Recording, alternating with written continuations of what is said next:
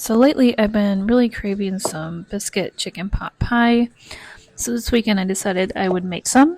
I started out by just making my biscuit recipe, which is 2 cups of flour, 2 tablespoons of sugar, 3/4 teaspoon of salt, 2 teaspoons of baking powder, 1 teaspoon of baking soda, and as you can see here, I was grating in 1 stick of cold butter diced up.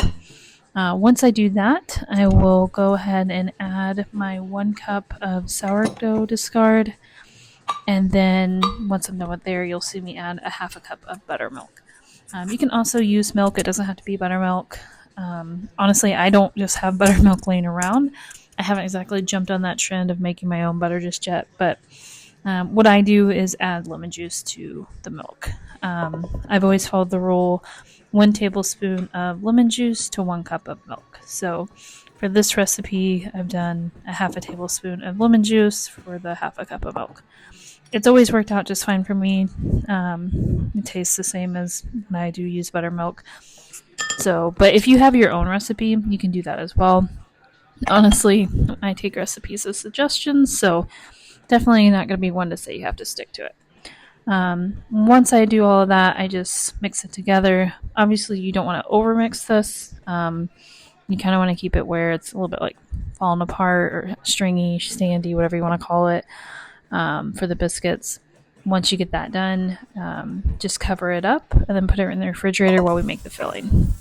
For the filling, this is where I really do follow just suggestions, or whatever I feel like. Honestly, right now I'm just using the carrots, garlic, got those tendered. I put them in 1/4 cup of butter and then put some flour over it. Just make sure you cook them long enough to be tender. But you can add other things. I've added corn, onions. You can do peas, but I wouldn't saute peas, obviously. I would wait till you put the chicken in. And then you can also use potatoes. I'm not a huge potato fan, so I never really do that. But once you have those sauteed and put the flour on it, you just want to add the 3 cups of chicken broth and then mix it. I usually cook this for about 10 more minutes just to make sure everything's good and tender. And as you're doing that, you can add your tablespoon of parsley or more. I honestly probably add more parsley than that. I'm a pretty big fan of it. And then you can add 3 teaspoons of salt or to whichever you desire. You can also add pepper. I also put a teaspoon of garlic powder, a teaspoon of onion powder. And then once I have all that mixed in, I'm going to add my shredded chicken. I use about 4 cups of shredded chicken. I know some people chop it. Shredded for us just works better. I've said in another video, I take care of my dad. It's just a lot easier to have it shredded for him. And once I add that chicken, what I'll also do is go ahead and add my half a cup of heavy cream. And then I'm going to let that cook for about 5 more minutes, just to make sure it gets really good and thick.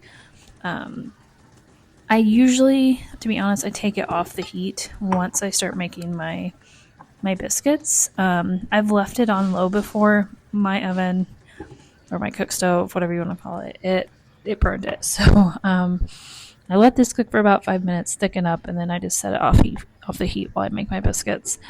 When I do start that process, I preheat the oven. You want to preheat it to 400. Or however, really honestly, your cook stove. So whatever you normally would cook your biscuits at. But once I start that process, I just get it all flattened out, or I guess I hear I'm mixing it up, and just getting ready to roll it out. Now, I don't know how everybody does their biscuits, so you're going to see here, I have my own little method. For one, to cut them out, I just use a drinking glass because it seems to be the right size. It's always worked for me. I've done it for years. And I don't see me buying a gadget or changing my ways because, I'm just, not going to do it.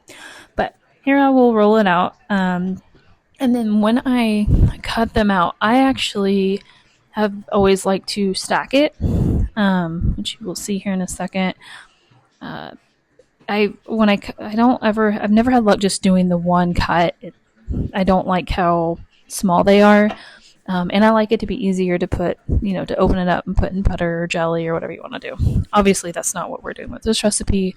but it's my habit. So you'll see where I cut this out here, and then I'll cut another one, and I stack them. So we'll see here. Yeah, right there. And then once you're done, you just put them on top of your mix in your skillet. I believe I used about 6 of these, or 6 biscuits, but honestly, if you want to move them closer together, you could probably get about 8. And once you're done, you cook it for about 10 to 15 minutes, and here we are. I absolutely love this. This is one of my favorite dishes.